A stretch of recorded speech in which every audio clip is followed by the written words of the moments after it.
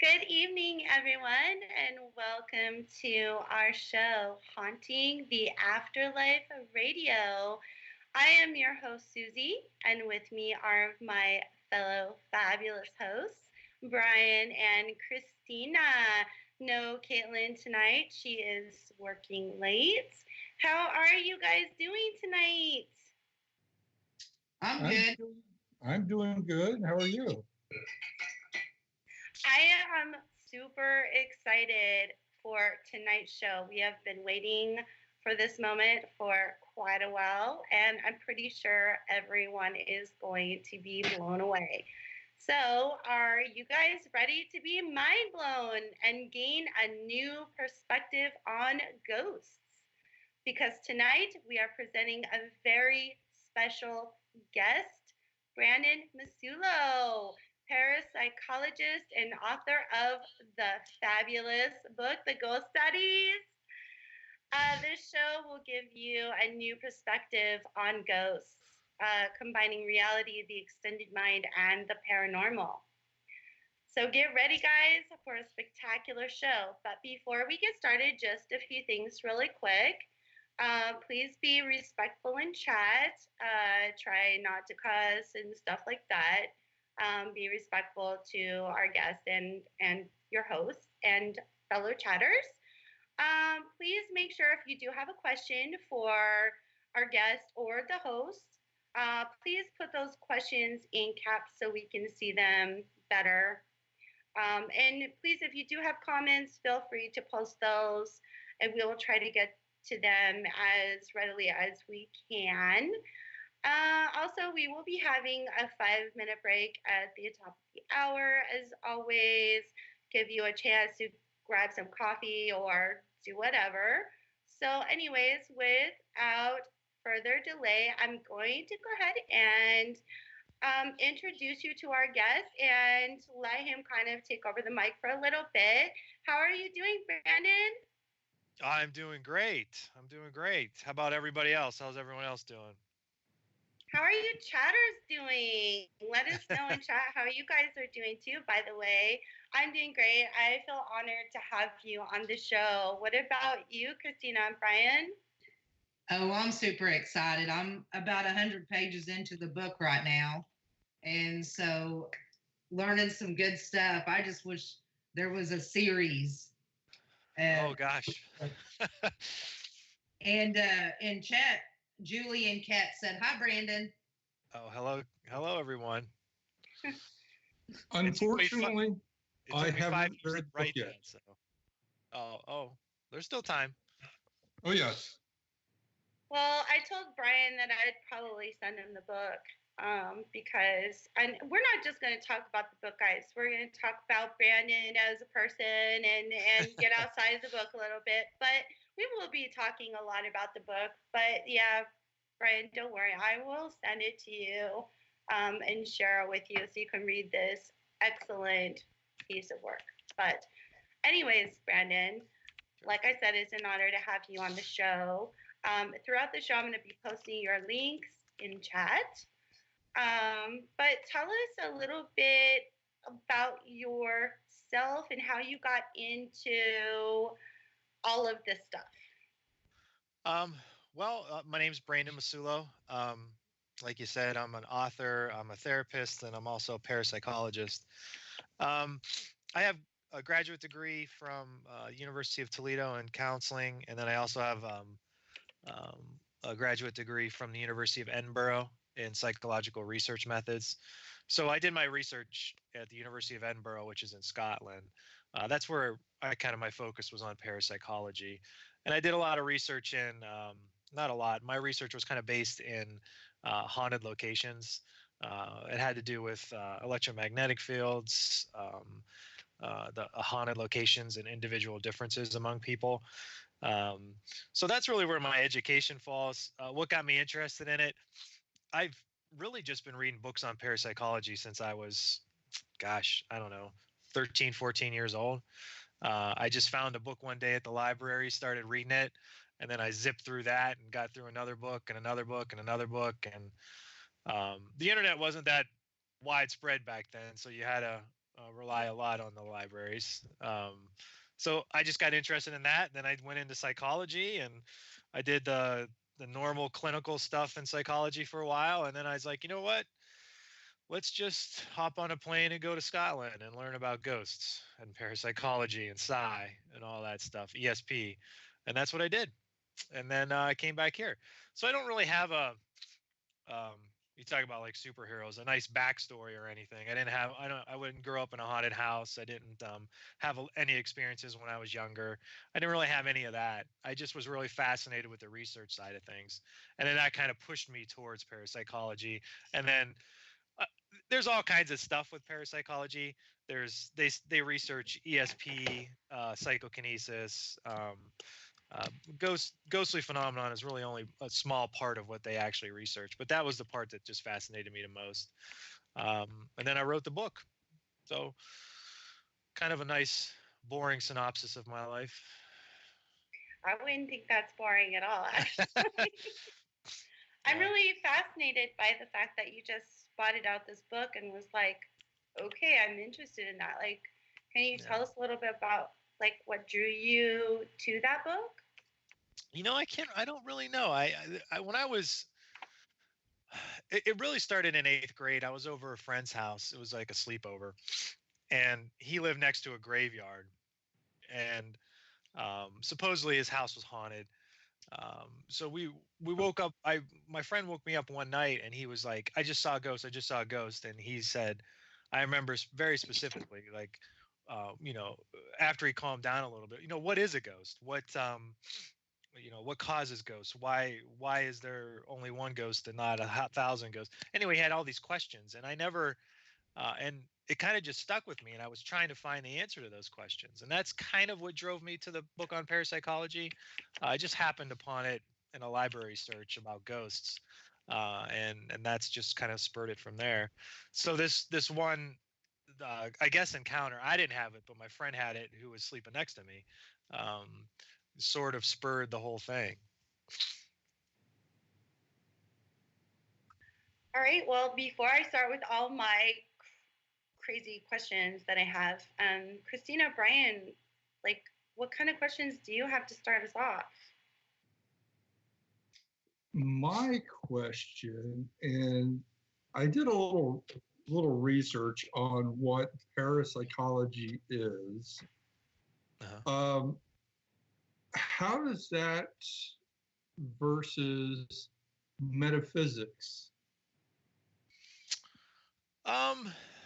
Metaphysics is such a hard thing to define because it could mean so many things.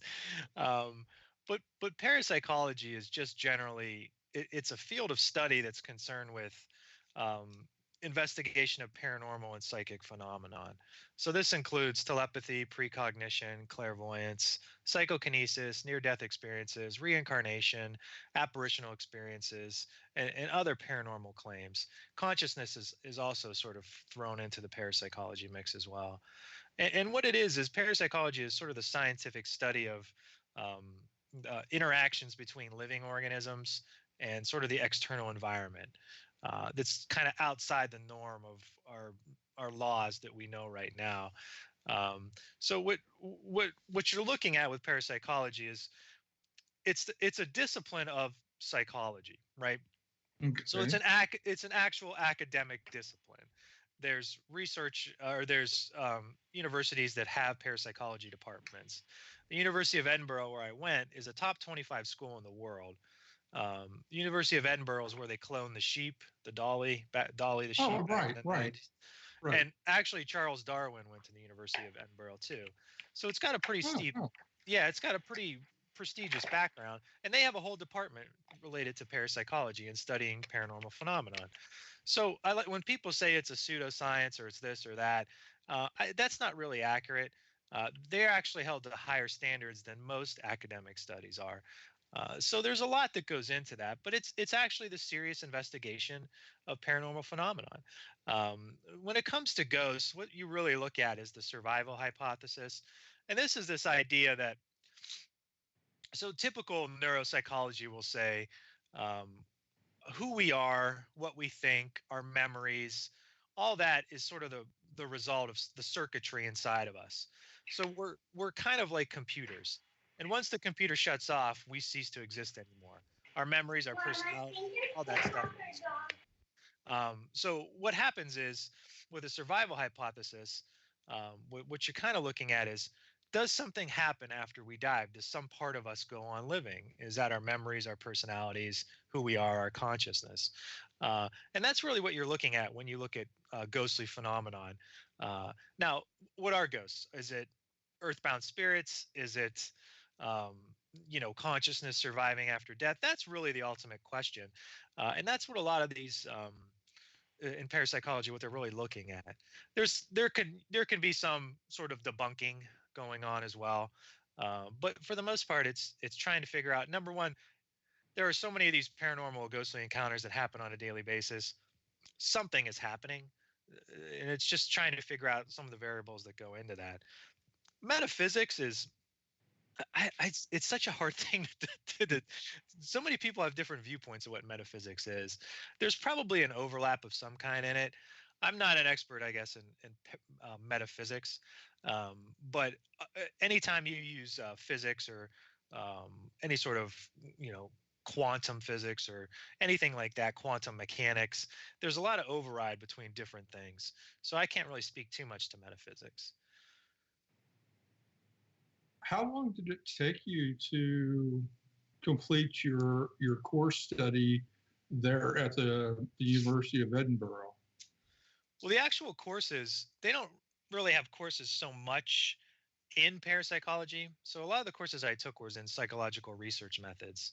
And what that is you're basically learning how to develop experiments, utilize statistics to validate your hypothesis and things like that. So you're really looking at understanding research, developing research, developing experiments, and kind of moving forward with all that.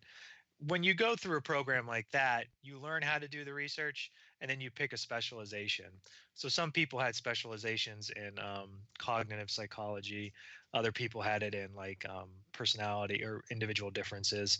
I chose parapsychology. So my dissertation was on a parapsychological topic.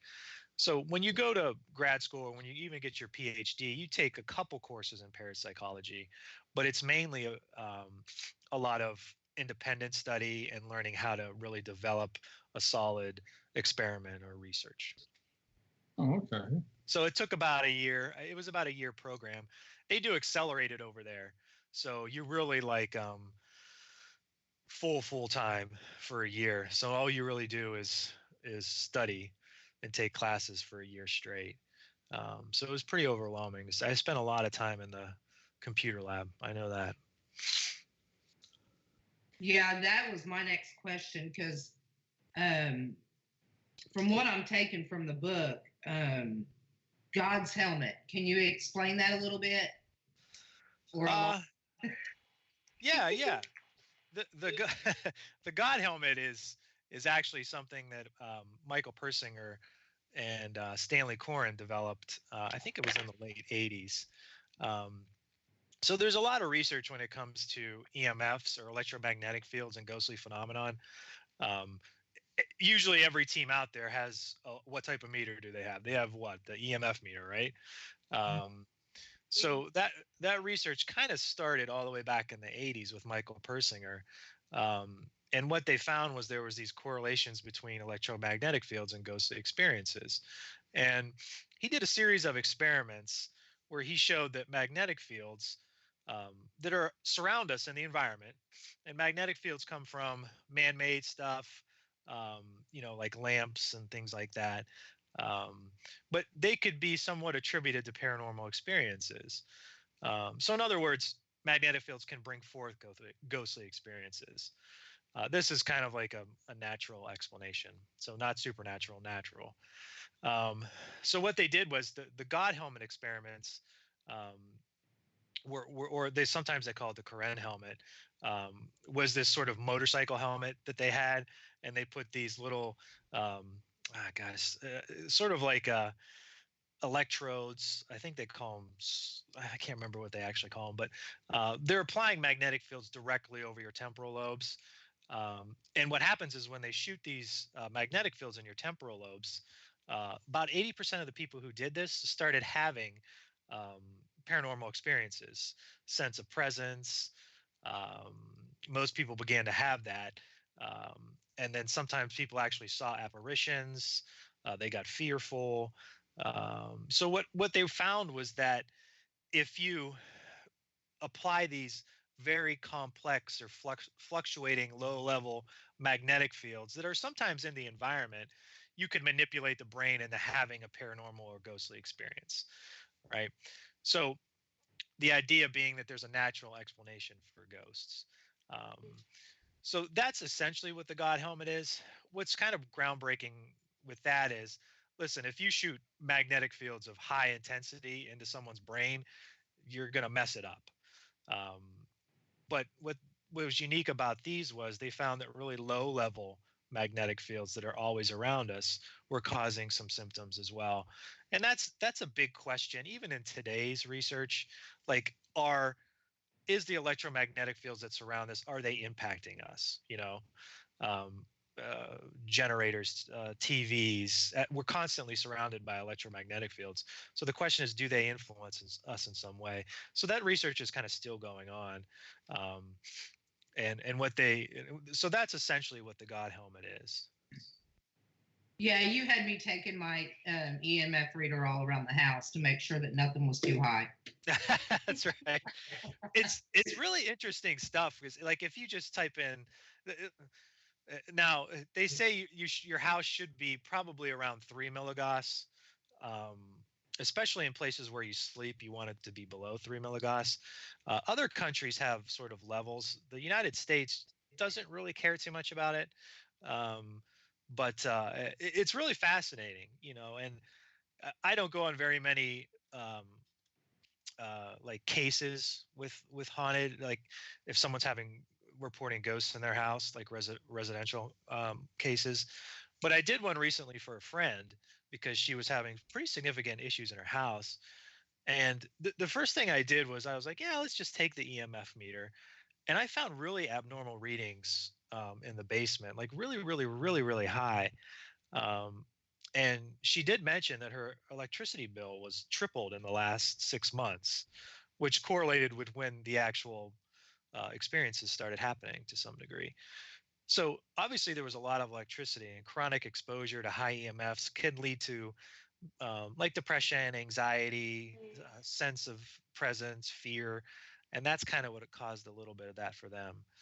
So in that case, it actually worked out. And sometimes you'll hear stories from paranormal investigating teams that have similar stuff saying, hey, there was high EMFs. We told them to get rid of the clock or the fan, and the symptoms went, or the experiences went away.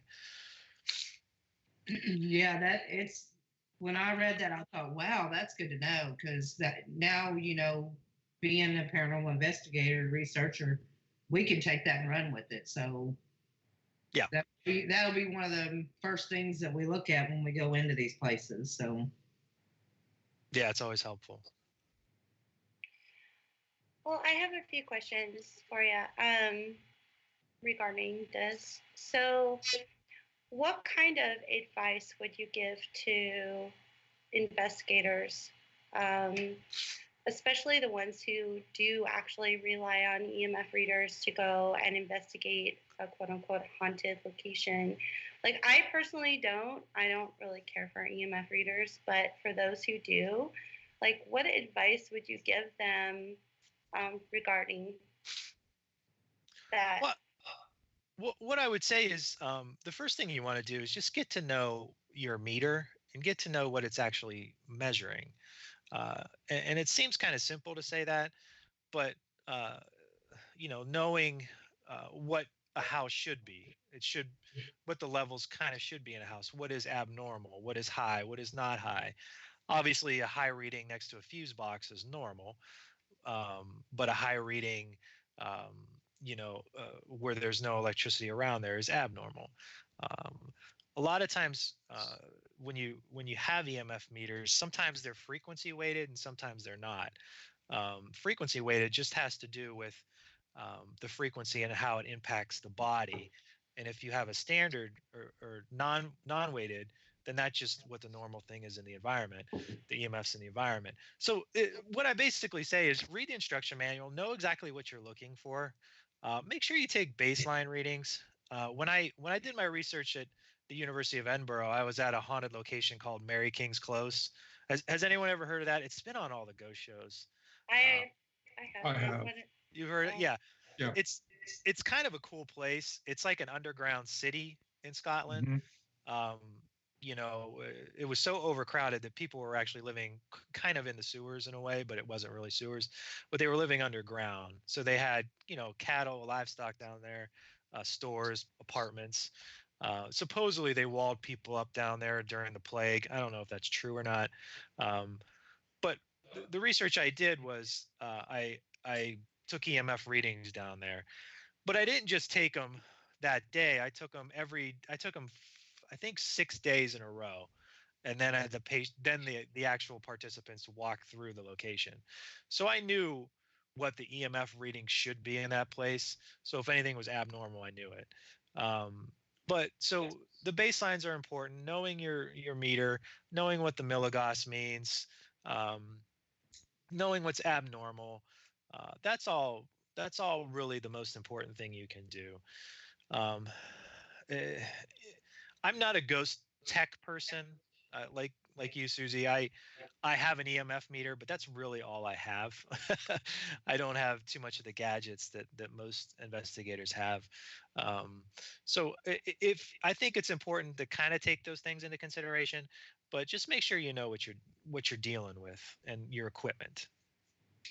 Okay, so when you say that you're not a ghost tech person, Yeah. So when you do go into a haunted location, what do you rely on then? Personally, it's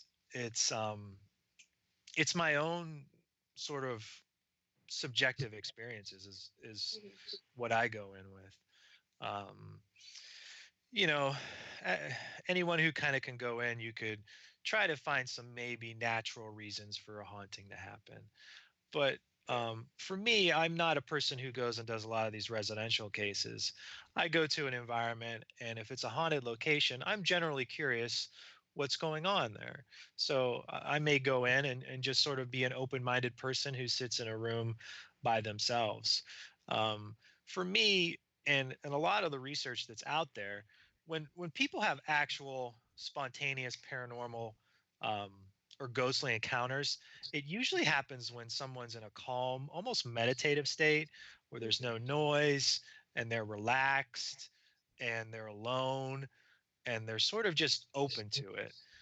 When you go in and you got these meters buzzing and you got Frank's box and radio signals and someone's over there screaming and you got walkie talkies going on, I think it makes it more challenging. It And does. I give the example of there was a crisis apparition or a spontaneous ghostly encounter, and it was a person sitting in the room by themselves, I think reading a book. And I always go, do you think they would have had that spontaneous crisis apparition ghostly encounter if they were in a club, with music blaring? No, they probably wouldn't, because if they're alone, they're meditative, they're by themselves. I think the probability increases. So when I watch some of these TV shows and there's cameras and there's lights and there's beeping and there's noises, I kind of go, you're decreasing the probability exponentially with the more equipment and things you're actually gathering. So and for me, I'm just looking to have sort of an experience or experience something like that. Well, not only that, I mean, with all the lights, the camera, the mics, and recording equipment, you're also increasing that EMF factor in that general location. Yeah. And that plays a big part on it. Yeah. But Kat does ask a question. Could you explain spontaneous apparitional trace theory? She's all right. So in the book, I go over a lot of theories. I'm not saying say a lot of theories. I go over 2 theories. One of the theories I have is called ghostly ingredients theory, and we're gonna talk about that soon. But yeah. Okay. And the second theory I have is called spontaneous apparitional trace theory. So what we're looking at with spontaneous apparitional trace theory, and you always have to have an acronym, right? You always have to, you can't just call it. So it's called, I guess, SAT, right? It's one of the theories that I go over in the book, and it's actually something that could account for ghostly encounters that happen at locations that really don't have any sort of violent history to them. Or a house that could be relatively brand new, you can still have sort of haunt type phenomenon that's involved in it. So what's sad is residual hauntings. Do we all know residual hauntings? I'm guessing you guys probably talk about these things all the time. These are hauntings that happen almost like a recording getting played back. Right. They're most common on TV shows. But according to my spontaneous apparitional trace theory, in every haunted location, there was an individual who kind of sent a telepathic distress call to someone who they were emotionally linked with, and it's kind of stuck at that location. So telepathic distress signals are the core of this, and perhaps it's what sensitives and ghost hunters are encountering in these locations. So the theory is kind of similar to imprint theory, but it has to do more with this idea that a telepathic distress signal was sent between 2 people, and it's kind of burned in a location of some kind. All right. So when we talk about ghostly ingredients theory in a little bit, it'll kind of play off that a little because they kind of go hand in hand. So we can probably go back around to SAT after we talk about the ghostly ingredients theory. Mm-hmm. Yes, definitely. Because I do have a lot of questions here about the ingredients. But really quick, I want to go back to what you were saying about going in and being meditative and quiet and stuff, and then back to the gadgets, because that's one thing that I've learned over like the last year is that a lot of these gadgets that we're using are causing a distraction, right? Yeah. So I have really found that it's nice to just rely on kind of like my body as my gadget, I guess. Is that kind of what you were trying to say? Like just go in and be quiet and rely on your body to live? Yeah, I mean, I think the first thing you have to do is go, what is my motivation for being here, right? What do I want to accomplish? Do I want to, am I here to debunk or find a natural? Am I here to get to the bottom of a ghostly experience, find the root cause of it? Or am I here to just simply experience what could be fascinating paranormal phenomenon? So if that's really what your goal is, to just experience phenomenon, then I think being in a quiet place and just using your natural God-given instruments, which is your sight, your sound, the smell, that's really, to me, what I'm looking for in environments or in haunted locations or having these apparitional ghostly experiences. And I think that for most people, that's what it is. I know there's some people out there that are just adrenaline seekers and, just want just want to be out there. Oh, look, I got my gadgets. I'm going to find a ghost, Mm-hmm. but they're looking for something different, and that's why they have a lot of those gadgets that they have. I Well, know myself.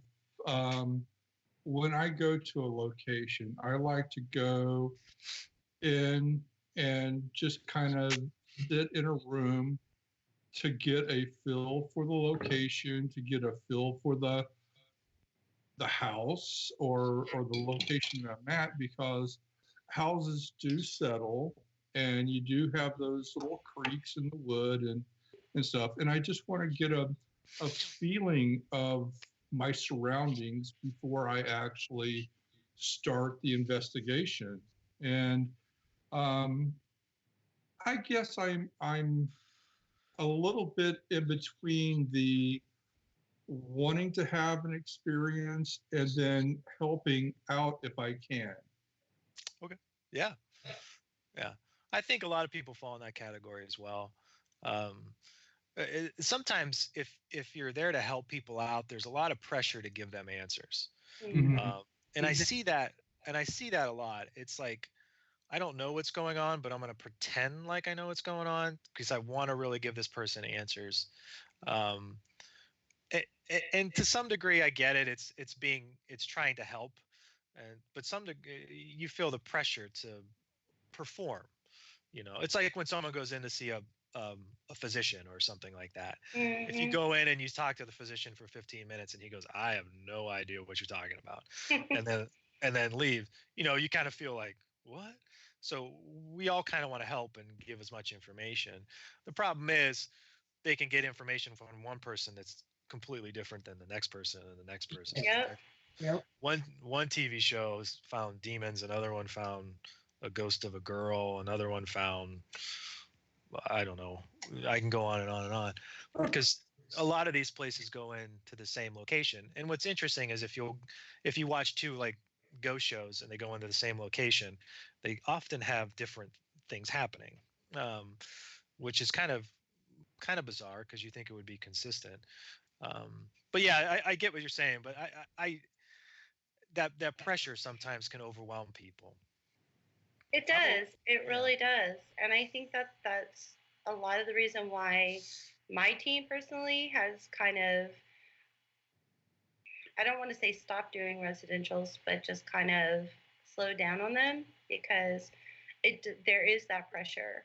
And what do you tell them when they're like, oh my gosh, this is happening and this is happening and this is happening, and you go in there and you're trying to help, and it can actually take like 6 months of your time to try and like appease these people, and it puts a lot of energy and emotions as Mhm. well, like into the whole thing. So Yeah, there's a lot of pressure, and those types of cases are challenging because you're going into someone's home environment and you don't really know too much about the person either.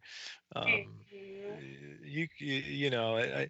I've with a mental health background, I know there could be people out there that have, some type of delusion or something like that. That hearing voices or hearing things could be a symptom of a greater thing. Um, so they could be delusional. And then when you go in there and sort of say, yeah, there are demons here, or you're right, that validates their delusion, and then they might stop taking their medications, and they might say, yeah, this investigator came in and found ghosts in my place, so I am right. So I stopped taking all my meds, and then they decompensate, and Mhm. next thing you know, they're in a psych hospital or something.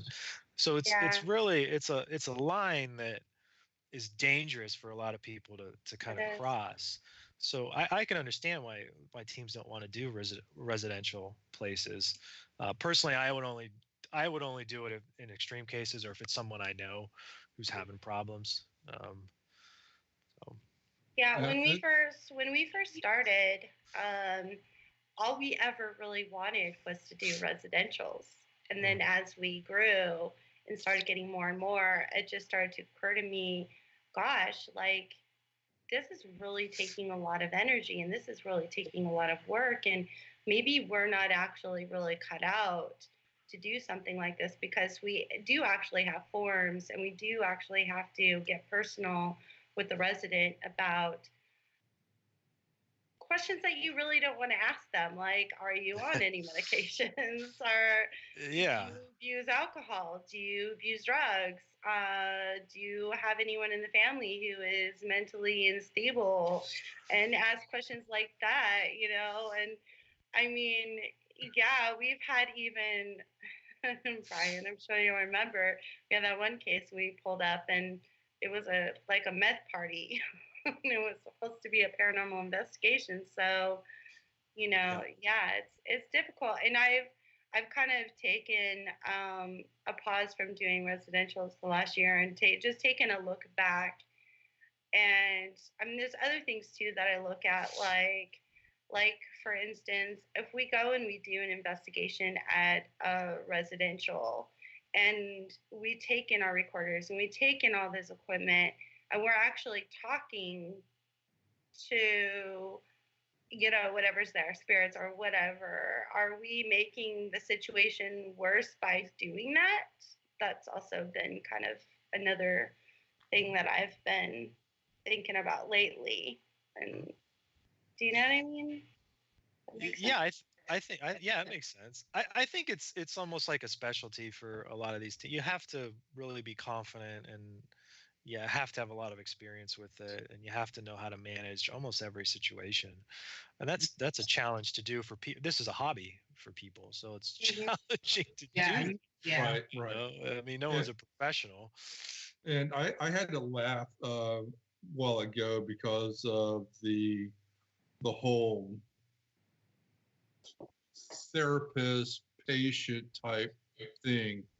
I suffer from PTSD, so I am on some meds, and every time I go in to see my therapist, she always asks me, do you hear things? Do you see things that aren't there? And I'm sitting there going, okay, let me see if I can explain this. I'm a paranormal investigator. I look for things like that. and she actually kind of thinks it's funny, but but I understand where you're coming from. Yes, you do have to be very, very careful with residential cases because of just that, of the delusions and stuff. Yeah, I mean, PTSD is a lot different than schizophrenia or delusional disorder. Or Right. And we, as a society, I mean, if you're not in the field of mental health, we believe we can pick out a schizophrenic from a mile away. That's not entirely true. There's a lot of high functioning schizophrenics out there who could really decompensate quickly if they just don't take their medications. And there's very, I mean, schizophrenia is not something like it's portrayed sometimes in the movie where, that's a homeless person on the side of the road.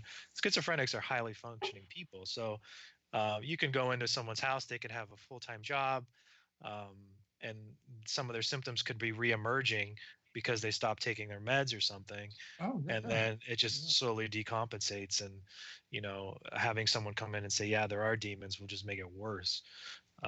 So yeah, and I think psychology in general there's actually a thing called clinical parapsychology, which is sort of the clinical application of counseling to parapsychological phenomenon. So let's say you do experience some telepathy of some kind, or you have a near-death experience, or you have some sort of premonition and it actually comes true. You could imagine the psychological turmoil that would have on somebody, right? Yeah. So there's counselors who kind of know about the phenomenon and also know about how to counsel people, and they merge together in this thing called clinical parapsychology, which is kind of an upcoming field. There's not a lot of people that do it, but it's still something that it used to be when I was going through my training, when you would ask those questions, like you just said, are you hearing or seeing things other people don't hear or see? If someone said yes, then you triggered a hallucination, and then that triggered a referral to a psychiatrist. And the next thing you know, this person is talking to a psychiatrist because they had like a one-time locked in a padded cell. So I think nowadays it's a little bit more open, which I think the shows do a fairly good job of making ghostly phenomenon more mainstream and less like That's true. when I was growing up, we didn't have all these ghost shows. So, if someone talked about ghosts, they were kind of a weirdo. I would hide parapsychology books because I was fearful that one of my friends would see me reading about ghosts. So it's just a different environment now, and that's a good thing. And then these shows have moved the pendulum in that direction. And I was just thinking about that. Do you think that these shows are helping or hampering the paranormal field and the parapsychology field? I think if you look at the shows and know what they're for, and most people do, they're entertainment based. Right. If you know that going in, then I think it's okay. Are they hampering parapsychology? Not so much, because parapsychology is completely different than what they're doing on these TV shows. I mean, parapsychology is actual research in a lab with scientific methods and statistics and things like that. That's peer reviewed, and so parapsychology is completely different than what you ever see on a TV show. So I don't think it really hampers it too much. I think that it just sometimes gives misinformation, and it kind of spreads like wildfire. Some of the stuff they use on the TV shows, they don't know how to use a lot of the equipment. Sometimes they manipulate it. But it's entertainment. So if you go in there knowing that, so I wouldn't use these shows as instruction on how to do things. I mean, you can pull some things from it. That's not a problem. Right. But if you're looking to go out and just sort of have an experience, I don't think these shows are bad. I think they're kind of giving you some direction on what to do, and I don't think they're really hampering parapsychology at all. So I'm kind of in favor of the shows. Like I said, they're almost like a support group for a lot of people who have chronic paranormal. I call them chronic paranormal. Who don't really have answers to what's going on, but at least they get support from watching shows and communicating with other people that are having these haunt type phenomenon. So it makes them feel like they're not alone. And for people with depression, there's group therapy because it's positive, because they don't feel like they're alone in dealing with it. Yeah, see, that was my biggest issue when I'm suffering with the PTSD. I pulled into myself and everything. I wanted just to be completely alone, and I was going to leave everything, my family, just get in my truck with some clothes and just go. Yeah. And if it wasn't for a group of veterans and my wife and sons, I would have. But I put myself in the psych ward for 72 hours, and they figured out what was wrong and got me the help that I needed. Yeah. But I do think there's kind of a problem. I'm sorry, go ahead, Brandon. No, I was just finishing up. I said that's the important thing, is support and seeking help, whether it's with ghostly phenomenon or whatever else is going on. Support and seeking help is really the answer. Well, I was just going to say that I do think there is kind of a problem with some of these shows, because even though I do agree with you, they're entertainment. I watch them for fun, and they do offer us like support and stuff like that. But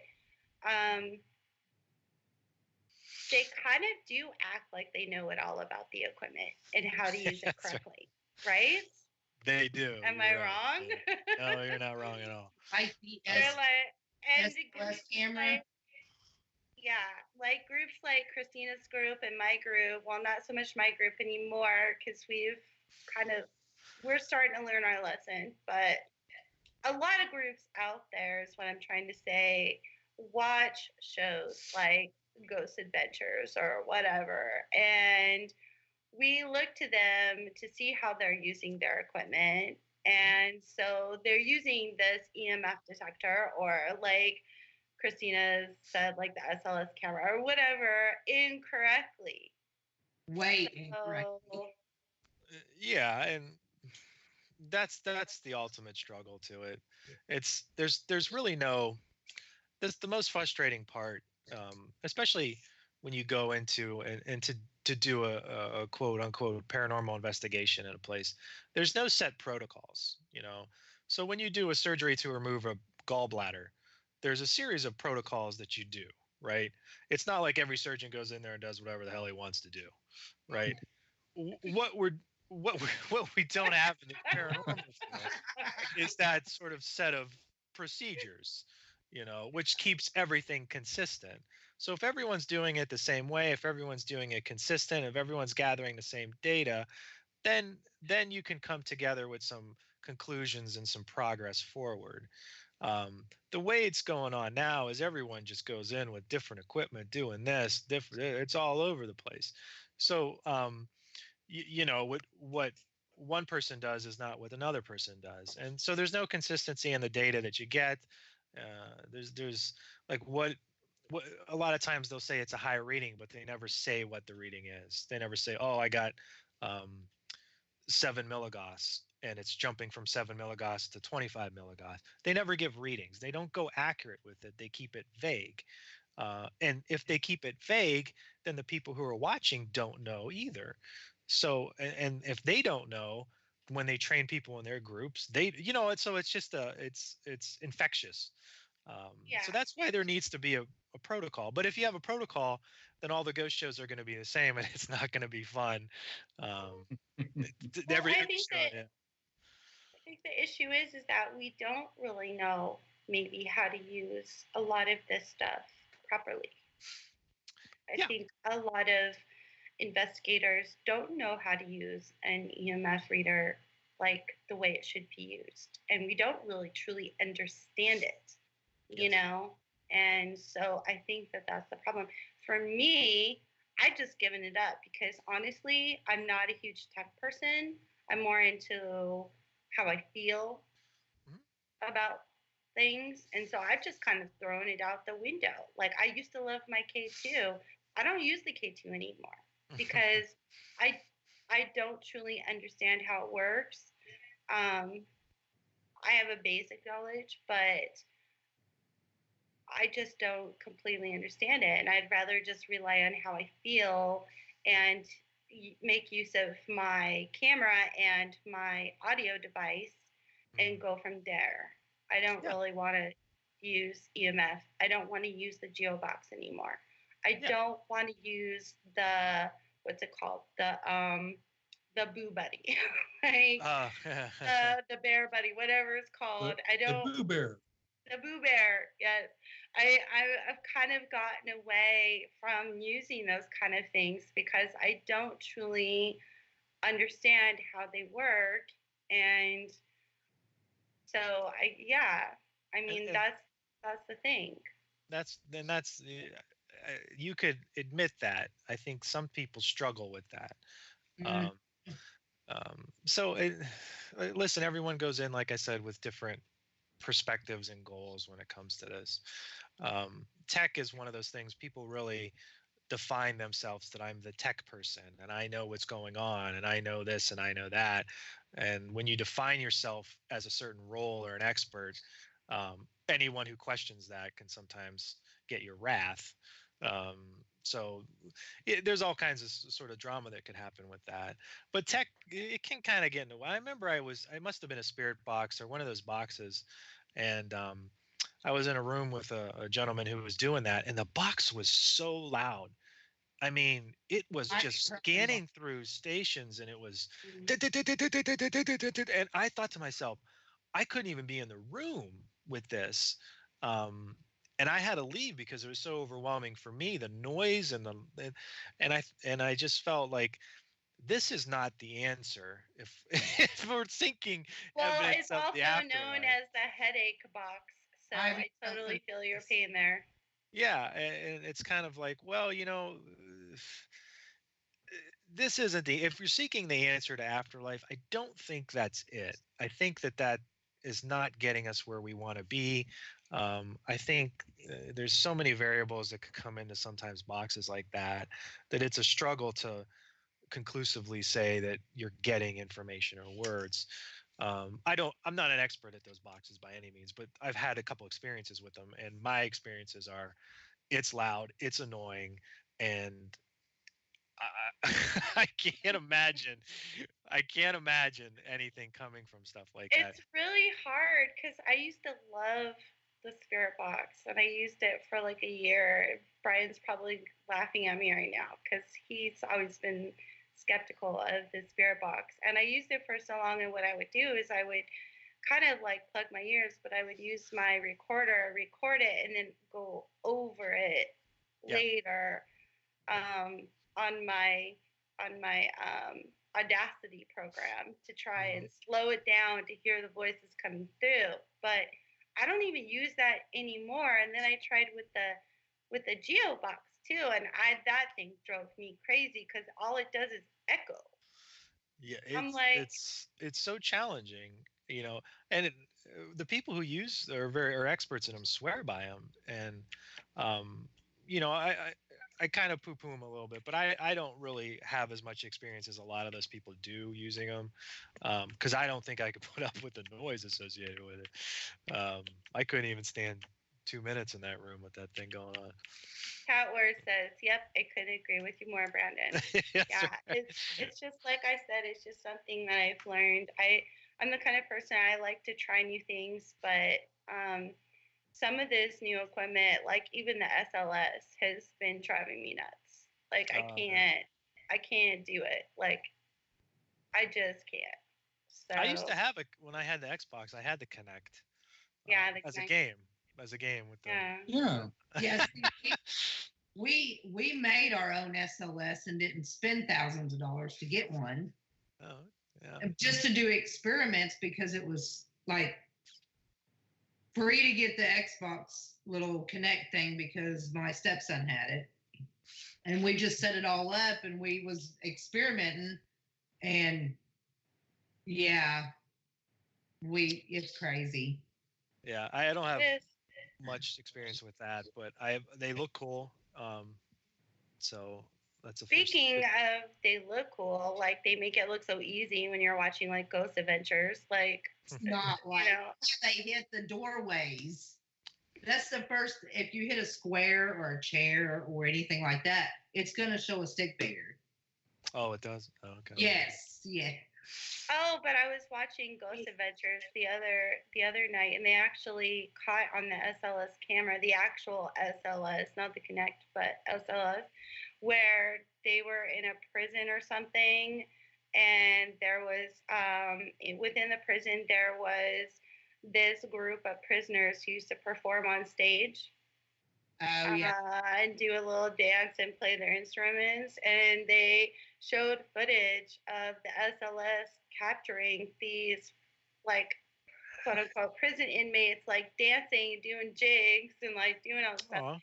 I'm like, cool. Yeah, that would be really cool, but that never happens. I mean, we went to the Goldfield Hotel out of all places, which is supposedly like one of the most haunted places in the world, and I didn't capture nothing on SLS. It just gave me problems. So I'm like, and we tried the Geo box there, and it was a mess. It was a hot mess using equipment. So my second time there, I just relied on my body as my instrument, and of course having my audio. I always have my audio with me. So. But yeah, we captured some really good stuff just on audio, but yeah. Go ahead, Christina. I'm sorry if I felt like I interrupted you. Oh yeah, speaking of paranormal shows, I don't really watch them either, but since I do the research in our group of all these locations and stuff, and lay at the library for hours at a time, kindred spirits, I've been watching them. They really get down to. That's the only one that I want to watch when it comes on. I have to agree with you. Amy Bruni and Adam are excellent. But Kat says the possibility of audio pareidolia with the spirit box is always a factor for consideration, and that the SLS cameras are being used in the field, but that's not what they were designed for. And I have to agree with you, Kat. That's 100%. That's one reason why I never liked the spirit box. Yeah. And I've never used an SLS camera. I always use my regular digital camera, digital recorder, eyes, ears, nose. Yeah, and that's one thing. Our brains are hardwired to find patterns and words and kind of make sentences out of things. It's just kind of who we are. We have to make sense of the world that's around us, and sometimes it's false. So if you hear a bunch of words together, you might grab something that sounds like a yes, or my name is Dave, or whatever the situation is. Oh yeah, being in the military and everything, I've seen faces in the pattern of my camouflage uniform. Yeah. And I know that there's no face there. Mm-hmm. But it's just the way the eyes and the brain starts to perceive things. Yeah. And stuff. And when you look at like parapsychology, and because you mentioned the ghost hunting shows versus parapsychology, a lot of the literature in parapsychology actually, a lot of the I guess you can call it the phenomenon that they really deal with is crisis apparitions. And if we take a step back and we really look at, what type of phenomenon would be give us the most evidence that there is life after death, and the answer to that, in my opinion, is the crisis apparition. And I'll briefly define that, but it's basically it's a term used to describe a lot of experiences, but the experiences occur near the time that a distant loved one or acquaintance is dying in a trauma, in an accident, or experiencing some unexpected event. So this is where I'm sitting at home on a random Tuesday night, and maybe I'm in bed, and I look to my right, and then there's an apparition of my aunt standing there saying, I love you, goodbye. And then I find out the next morning that she died right at the same time that I had this crisis apparition. Right? We've heard stories like this before, right? Oh yeah. But what's great about these types of stories is, this person isn't looking for an experience. They're not at a haunted location or the axe murderer house or whatever the situation is. They're not expecting it. They're not seeking it. They're actually maybe never had a paranormal experience in their life. They have this apparition. But what's great about it is it coincides with the actual person passing away. Mm-hmm. So now you have this phenomenon that's occurring at the same time someone passes away. Obviously, you don't have knowledge of it because it happened in another state. So you take all these sort of variables and data, and to me, that's the biggest example of survival after death that's out there. The sad thing is it's that the crisis apparition is not covered that much in whether it's social media or television or anything like that, because it's not as sensational as the ghost of, I don't know, Bobby Mackey, or going to a haunted place and experiencing the more terrifying thing, right?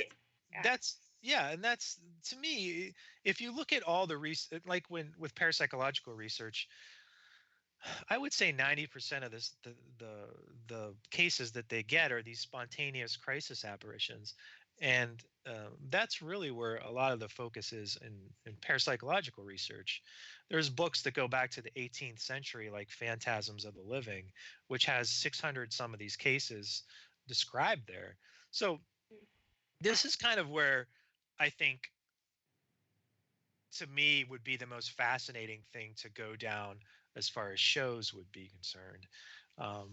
And number one, and number two, it gives us the most evidence. So, it's hard for an ardent skeptic to go, well, you're just misremembering, or you don't know what's going on, or it was car lights in your mirror. But the experience happened right when my aunt died, and I saw her, and it coincided, and she said, "I love you." Goodbye. You know what I'm saying? So it's hard to really explain that away. Tina said really quick before we go to break, all too often what these shows catch on a ghost box sounds nothing like what they claim is being said. Yes, that's very that's very true, Tina. I mean, from my side of things, like I agree with that. But we have to go to break really quick for like 5 minutes, you guys. So stay tuned. Are we ready to go to break? Yep, we can go to break, and I'll go ahead and tell Brendan my story after about when I had my heart attack after we get back from break. Okay, guys. Cool. We'll see you in like 5 minutes.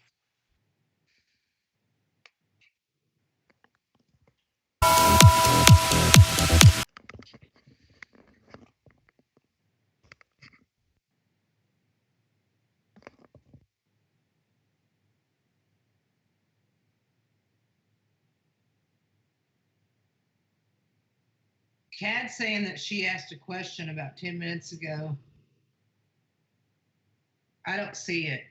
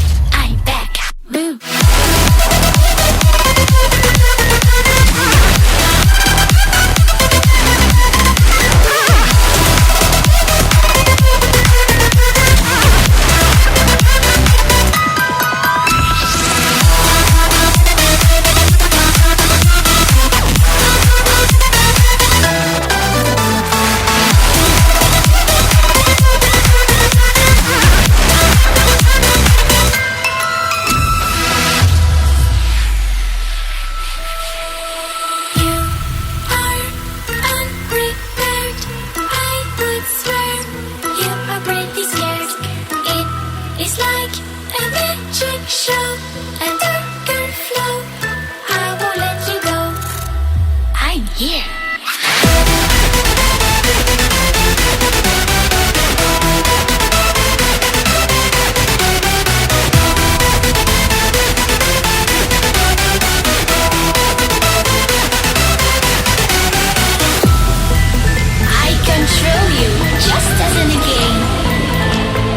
Don't try to fight me back. You can't break me. Try it, and you shall see.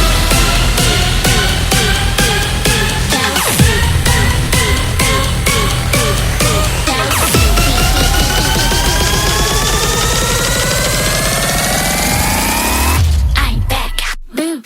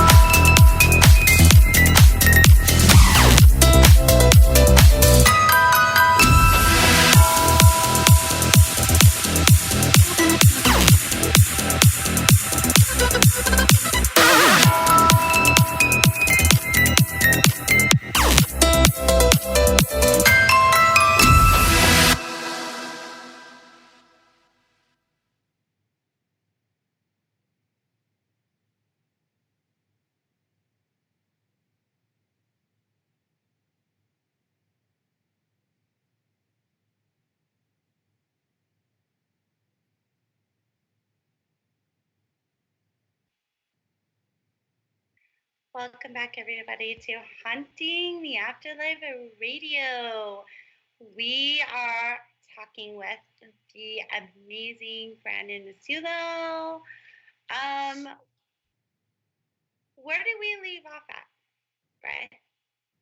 I think you had a question you wanted to ask Brandon. Can't hear you, Brad. You're on mute. We were talking about, like Brendan saying, an apparition of his aunt showing up, saying, I love you and goodbye and stuff. Back in July of last year, a lot of our listeners and fans know that I had a heart attack. And I was in the hospital for a couple of days. And while I was in the hospital, the nurse's station, which was just outside of my room, would cast light underneath the door. And at night, I would see shadow figures coming in and out of the room all the time and coming up to the edge of the bed and everything. And then they would go away. And that happened every night that I was in the hospital. And I wasn't looking for it. I was looking just to get better.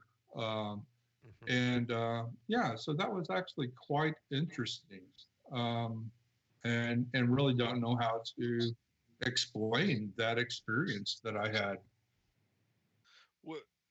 When you say shadow figures, are you talking like? Can you describe those a little bit more? They would come right up to the bed, or they would hang out in the corners. What was the? Oh no! They it looked like a regular a person, arms, legs, torso, head, and you could actually see them walking and stuff. And they would stand at the edge of the bed and everything, and I could actually see the outline, but I couldn't see any details. And they would come and they would stay for a little bit, and then they would go away and come back, and it was really interesting. So I always thought they were just coming in and checking on me. Yeah. What did you do? Were you able to move, or was it? Oh yeah, I was able to move and everything. It wasn't sleep paralysis and everything, because I don't sleep at night, for one. So I just thought it was just quite interesting. And don't know how to explain it. And in October, my stepfather passed away. Mm-hmm. And I went over to see how my mom was doing. And she goes, I know that you are into the paranormal. I said, yeah. And she goes, I've seen a shadowy mist come up to the edge of the bed and then go over to a picture of my dad or my stepfather. And I said, okay, it sounds like he's letting you know that he's okay and stuff. And she says, yeah, I never felt any negative. I always felt warm and comfort. You know, yeah, that's what it is.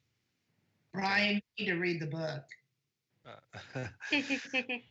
Yeah, there's so many, gosh, there's so many ways you can answer experiences like that. And, there's no one direct answer that explains all that, but obviously if she's having it reoccurring, it's definitely some type of like imprint or something like that going on. But it regardless, it's just a great experience. Oh yeah, it was. So, I never felt at unease, and she said she never felt uneasy. So I said, yeah, it's just loved ones coming and checking on you, saying that they're okay and checking to see if you're okay. Yeah.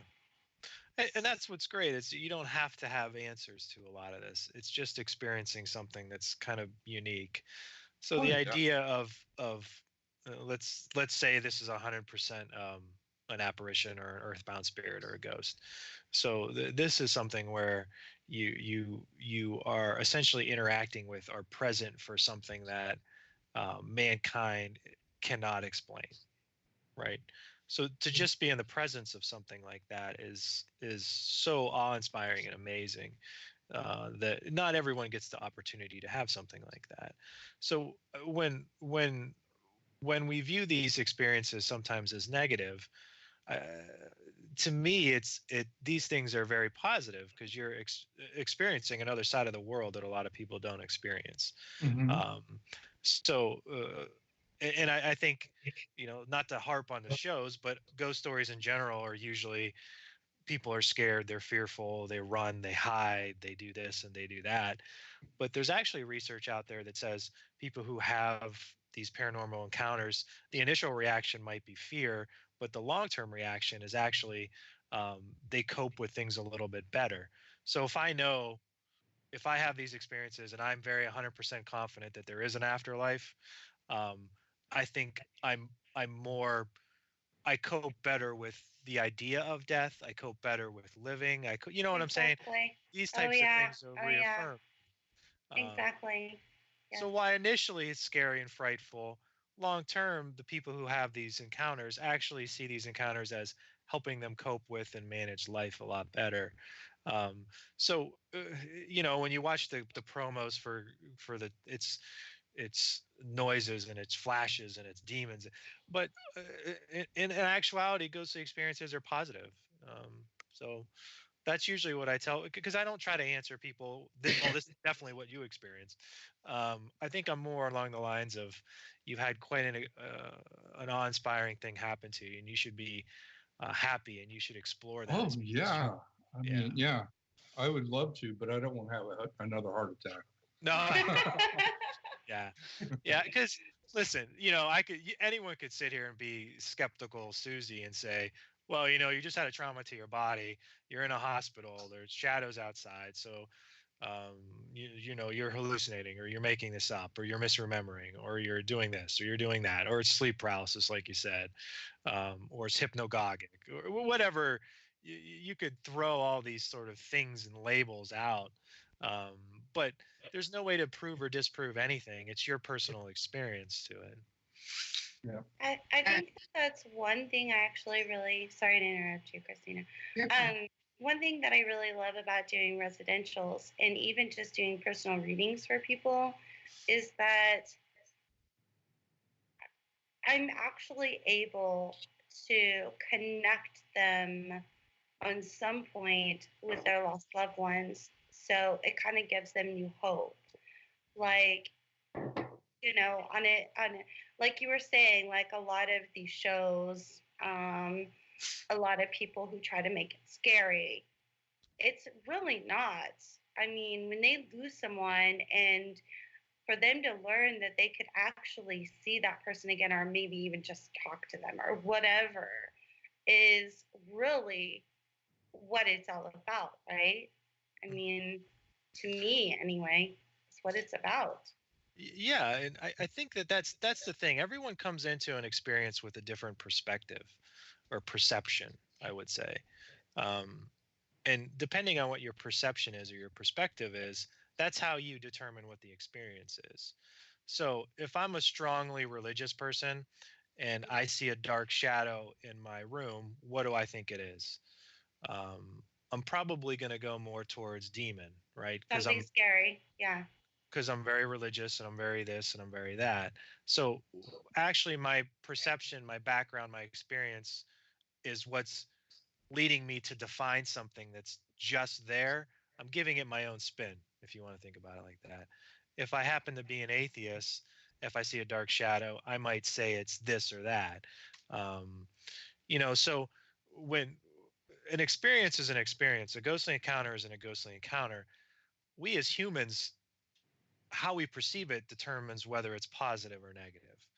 So if we take that part out and we just have the experience, that's the important thing in my perspective. So labeling it negative or labeling it positive or labeling it demon or labeling it ghost or labeling it angel or whatever you want to label it, if you keep with just the experience, that's really what parapsychology is about. Not labeling and putting religious spins on it, but the experience itself and what's happening. And that's the most important thing. So with our perspectives, we bring our baggage everywhere we go, right? We bring our experience, we bring our upbringing, we bring our positive thoughts, our negative thoughts, our distortions. We bring that everywhere we go.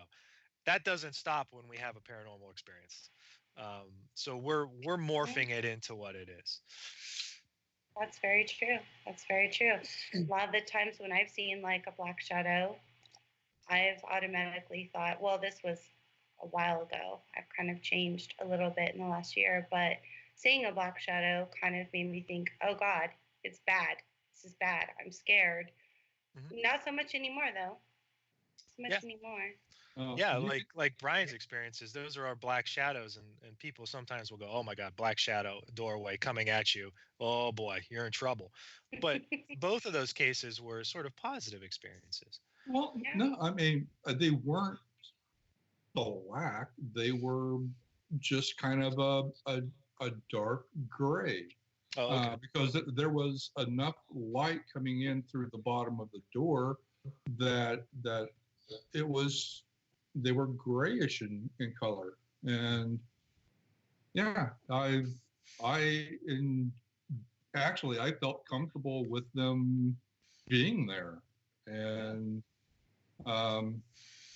then that Monday, I went in for the surgery, and they put 3 stents in my heart, and so. Wow. Christina, I think Christina was trying to say something, but I couldn't. Yeah, Kat asked a question. She said to Brandon, which researchers, both past and present, do you consider important regarding their contribution to the fields of parapsychology and paranormal research?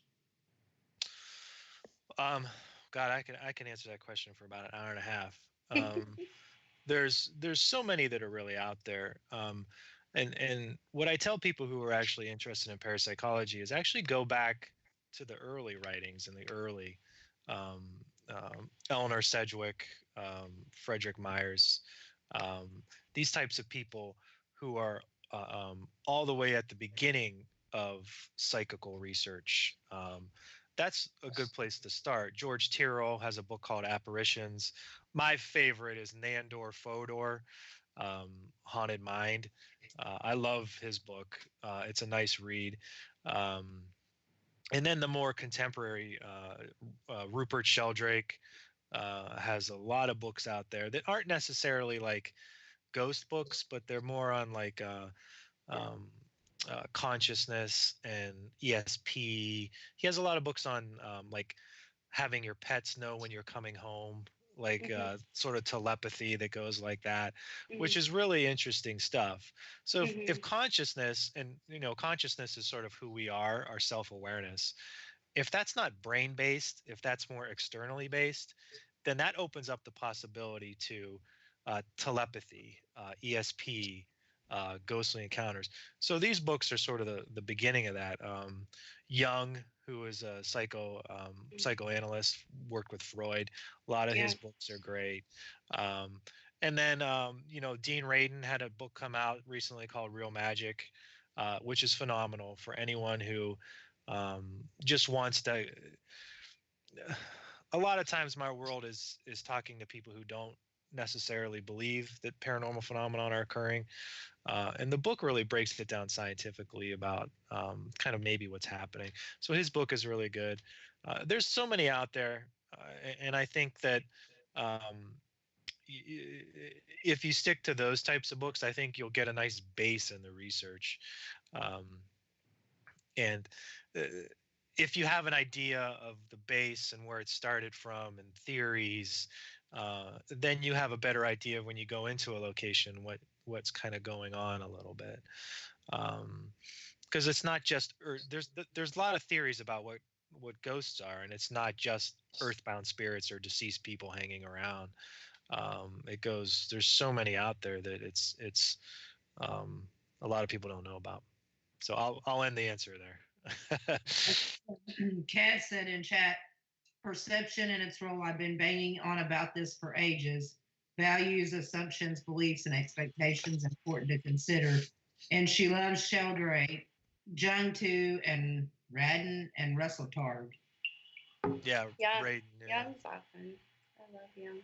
Yeah, well, Jung is just great stuff altogether, because he's got the archetypes, he's got collective unconscious. This is all like cool stuff to read, and it's cool because he's essentially, I don't know if he wasn't really best friends with Freud, but they kind of are the fathers of psychology. So they're pretty eminent people. And Jung was a big proponent of paranormal phenomenon. A lot of his books, Synchronicity, which is becoming popular now. There's that Hellier documentary talks a lot about synchronicity. That's a Jung concept from years and years ago that's now being sort of retreaded to do with these types of things. But synchronicity is his, and then that's cool, because you could see some of this past research from I don't know when his writings on that were. I'm guessing 30s or 40s, popping up now in 2018. But when we look back at some of these people who what's great is back then they didn't have all this gear and technology. They just had their minds and their thoughts and their theories, and they just really paid attention to what was going on around them. And so these books are really great to read. It's nice to see some of his concepts being moved into our century right now. I have to admit that Jung is amazing. I mean, when I was in college, I studied Jung a lot, but it never had anything to do with psi or any of that. It was all when I was studying, psychology. So yeah, what's cool is that Jung, he kind of weaseled his way into mainstream psychology in a way, because I was taking Psych 101 classes and we were talking about collective unconscious, and that's some out there stuff. It's this idea that there's a collective unconscious, so we're not just born a blank slate, we're born with these archetypes and these stuff just ingrained into us, which most behavioralists and most psychology kind of says we're a product of our environment, so we're born a blank slate and then we develop. He's saying born with the information that all of our ancestors had. Yeah. So that's out there when you think about it, for mainstream psychology. Yeah. All right. Well, speaking of books, let's get into your book a little bit. How's that? Sure. Can we do that? I'm going to scratch off my first question. Well, I don't know. Maybe I should ask it. I don't know. My first question was, what are the parapsychology-based beliefs compared to those of religious and investigative in terms of ghost theories? Parapsychology really, and most sciences do this. They take religion out of the whole equation, and they just sort of research the phenomenon for what it is. That being said, there is a lot of sort of qualitative research out there. I just read a book about the afterlife beliefs of the different religions. All right. So this is Hindu, this is Christianity, Judaism, all the religions basically that are out there. And it looked at what their beliefs were about the afterlife. And this can go like the Egyptians. And so it took all this and it kind of broke it down. And what's fascinating is sometimes when you bring it back to the core, there's a lot of similarities between all these religions. And a lot of their afterlife stories or afterlife beliefs kind of have a pattern to them. So that's, heaven and hell, there's reincarnation. I can't remember the numerous other religions and how it went, but the stories about haunted locations, all this stuff kind of, there's a thread to it. So when you look at parapsychology, you're looking at, lab work type things. You kind of go outside of that just a little bit. And there's people who have backgrounds in parapsychology that study sort of the religious implications of some of this paranormal phenomenon. That's good stuff to read as well. So there's kind of a combination between the two. Usually with any type of science, like I said, you try to keep any religion part of out. But I think with afterlife, it's challenging to do something like that. So with parapsychology, we've probably all heard of Zener cards. They're cards. I don't think I have them near me, but in Ghostbusters, Pete Venkman at the beginning where he shocks that guy. Oh yeah, with the little cards and everything, Yes. because he wasn't getting them right. Yeah. So what he's using is he's actually doing parapsychological research. Those are called Zener cards. So the Zener cards have a square, a circle, a couple wavy lines. I can't remember the other ones, a plus sign. But what happens is you hold the card up and the other person is supposed to read, you're looking at what it is and they read your mind, right? So it's an ESP type tests. So that's sort of parapsychology kind of in a nutshell. So he has two people, he gives them 42 chances to read his mind. And if they score above chance, this could be an indication that they have some sort of gift, right? And that's really what parapsychological research is in a nutshell. You do that with all the different types of phenomenon. In the case of Ghostbusters, he was seeing if the shock would increase the person's ESP ability, right? Which it actually kind of did, but he just wanted to be with the girl, so he ignored it. So that whole part of it is what parapsychology is.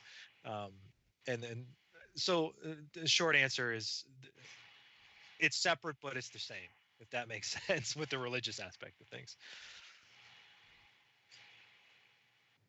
All right. Yeah. Go ahead. Kat said Carl Zinner designed them. J.B. Brine was a guy who really took them into the field. Yeah, it's actually funny because when I was growing up in high school, I read books about ESP, telepathy, telekinesis. I wanted to learn all of these things, and yeah, so unfortunately, I wasn't able to learn them. It's sometimes when I go to conferences, I have the Zener cards with me just at the table, and sometimes people ask me to sort of, give it a shot on them. So it's kind of a cool thing to do. to see if you could score above chance on those types of things. You know, there's that all there, people will say all of us have somewhat of a psychic ability in us. Some just are better at it. So, you know, when they did the research, they would just pick random undergrad students and see if they would, or if they had any psi, and then they would pick people who actually did have the gift and see if they scored better. So all this stuff is really kind of what parapsychology is. The Zener cards, they used to use playing cards, but they found they were just too confusing, so they just made Zener cards, which are just, oh gosh, I don't remember. It's horrible that I don't, but 5 or 6 symbols. It made it easier for a person to sort of visualize what they were seeing. Okay, so let's get into the ingredients of a ghostly experience. Sure. So the Ghost Studies is actually a book, and I think I told you this before the show, but it took me 5 years to write this thing. So it's great, but it was also very stressful. If you can imagine 5 years doing one thing. But with the Ghost Studies, I think we can all agree here talking that it's no mystery that science has sort of dropped the ball when it comes to explaining ghostly encounters. Oh yeah, I've always said that it makes for a bad science. Yeah, so and that's the thing, and often these amazing encounters are sort of explained away as hallucinations, misinterpretations, overactive imaginations. So these people with these encounters actually struggle to find the answers, and like it said, it leads them to television shows and support and things like that. So with the book, what I was actually doing was I thought to myself about myself. And there's millions of people out there that are looking for books with more than just ghost stories and tales of haunted locations. And they're actually looking for maybe some answers to what causes some of the paranormal phenomenon, right? So what the book does is it gives these theories, and it's based on data rather than just faith or belief, to explain these ghostly encounters. And that's really what I did was I took all these accounts that I had, like case studies and people telling me about ghostly encounters, and I found that there was sort of like an equation or similarities amongst the majority of these encounters, and that led me to kind of developing a couple of new theories. So what makes the book really interesting is it's fresh theories, and it's case examples at the same time. Mm-hmm. So the ghostly ingredients theory is something that it's my own theory about maybe what causes ghostly encounters. So there's really an equation that goes with it. It's tough to explain just in words. The book is the best way to get the idea of what's going on, but really it kind of comes to psychological aspects, which is crisis, death, trauma. That's the catalyst, plus changes in our internal bioenergetics, plus environmental aspects equals a ghostly encounter or apparition. Mm-hmm. So as we talked about crisis apparitions before, apparitions themselves are a series of complex processes. So it's not just like I wake up and witness a crisis apparition, right? There's a series of complex processes that's happening, mostly unconsciously, but also consciously, which set the stage for this. So that's really what the equation does. So emotions or psychological aspects is sort of the catalyst. So if we talk about this crisis apparition with the ant, right? The ant is going through some sort of emotional crisis or trauma because she's dying, correct? So that's the start of it. So what happens is, as a person's going through this emotional crisis, it triggers a lot of things that happen internally for us. So we're all electrical beings. We all have electrical signals going throughout our body. But what happens is when emotions happen, it triggers these bioenergetic signals. These bioenergetic signals radiate out into the environment. And sort of once they're out into the environment, they resonate with someone who we're linked with, usually a family member. And then a telepathic distress signal is essentially sent. So this is this ant trying to communicate to me distress or goodbye or something like that. So you have this equation where you have a trauma or a psychological issue. That's the catalyst. Obviously, a person's dying is going to be a lot of trauma or emotional distress or crisis. That triggers internal bioenergetics, which sort of leak out into the environment. And once something's in the environment, it sort of resonates with people. So when I pick up my cell phone and I dial a number, that goes out into the environment, bounces around, and then goes to a specific mobile phone, right? Mhm. The same thing sometimes with psychic phenomenon. If telepathy is communication at a distance, if I'm telepathically sending a message to somebody or something like that, it's the same thing with the environment. It goes out and resonates with somebody. All right. So that's kind of what it is in a nutshell. Um, I can go over some examples if that helps clarify things. The book does a great job, so it'll give you a case example and then it'll break it down. This is maybe what's happening in these types of situations. So the book starts with research. It kind of gradually gets you to the point where you kind of, oh, okay, this makes sense. And then I throw a couple theories at you about what might be going on. So, well, first off, I want to say that yes, you're right. Your book does that.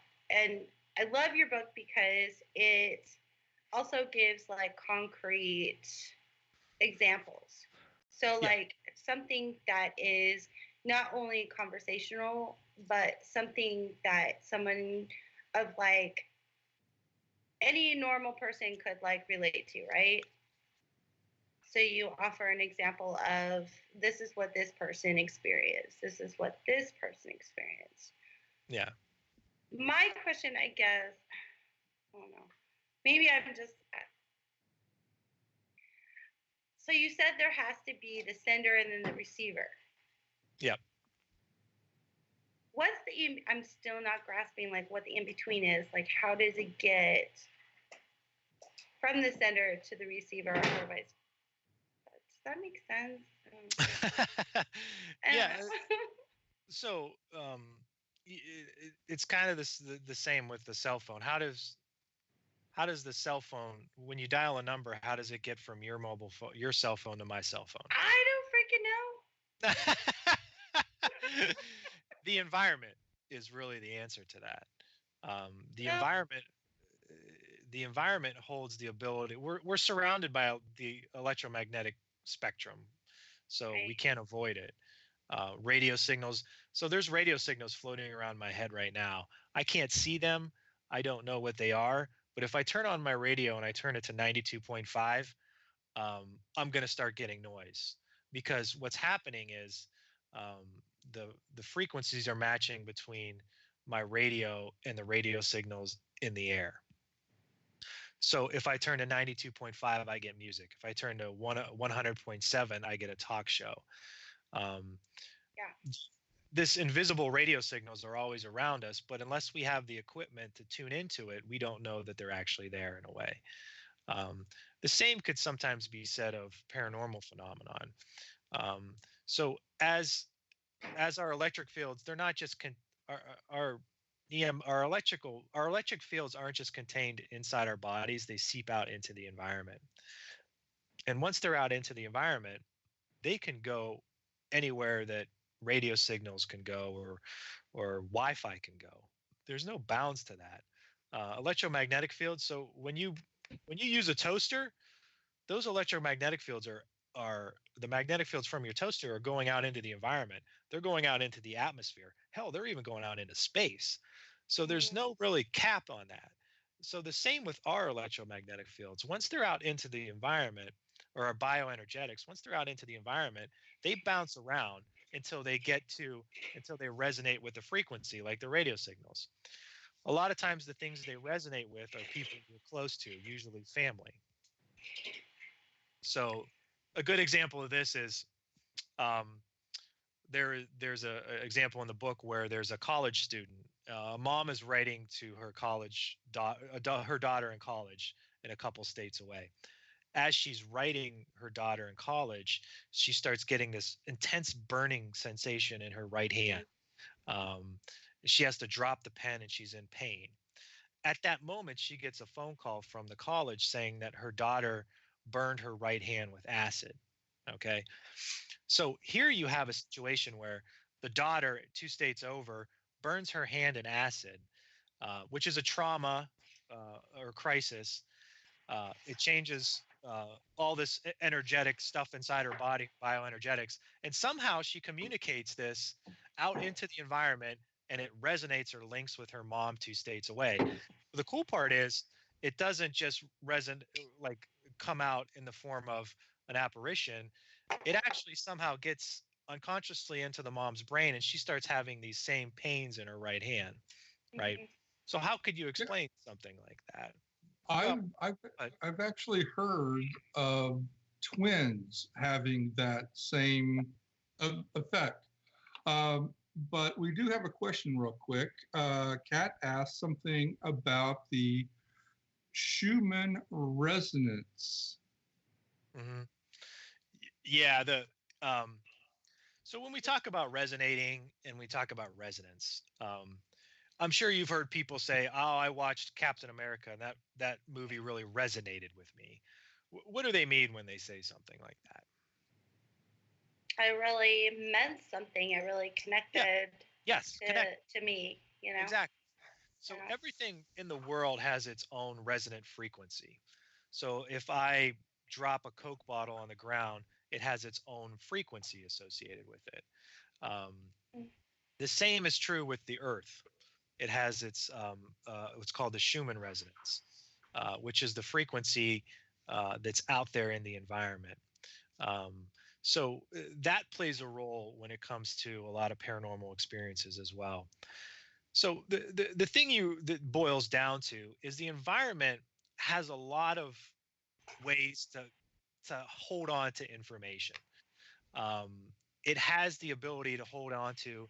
It has. I think Michael Persinger, who's the neuropsychologist we talked about with the God helmet, said the environment has the capability of holding on to every memory that every human has ever had. So the idea that all this stuff is trapped in the environment and it just takes a person resonating or being sensitive enough to pick up that information in the environment to have these sort of experiences. That's kind of what it boils down to. So in the book, I kind of break it down as simply as possible. And I show a lot of research that says that this stuff is actually happening out there. And she also said something about, tell them about the Meg and the squid sensors. Oh, yeah. And Burr's research into ill fields. So when we talk about bioenergetics, what I'm talking about is the energy inside us. Okay? Mm-hmm. So the question that a lot of times science has is, do humans have electromagnetic fields that come outside of us? Do they extend beyond ourselves? Yes. There's the MEG is a piece of equipment which basically says that it's a extremely expensive piece of equipment, but it measures the amount of electromagnetic fields that kind of comes out of your head. And what it says is, yes, this is actually happening. So magnetic fields are actually seeping out of our body. And like I said before, if they get out of our body, they're in the atmosphere, and the atmosphere links everything in the world together. So humans have this ability to do that. And humans also have a magnetic sense as well, which research is sort of finding it as we have not only the ability to sort of, we don't have just our normal normal senses like sight and smell. We have the ability to detect magnetic fields as well. So all this really plays into this idea that the environment holds a lot of this magnetic fields, and that the environment is a great way to send information from one point to another. We figured out how to do that with technology, with phones, with radio signals, Wi-Fi, all this stuff. We use the environment all the time. The thing is we as humans have almost the same capabilities as our cell phones do in communicating long distances. At least some research says that they can do that, which is really fascinating. It's if you think about it, that opens the door to a lot of possibilities. You think it would be a person would have a better chance to do that if they were like on a ley line and picking up the energy from the ley line? My thoughts are that there's a subset of the population that's what I call environmentally sensitive. People who are environmentally sensitive are sort of react to the environment different than everybody else.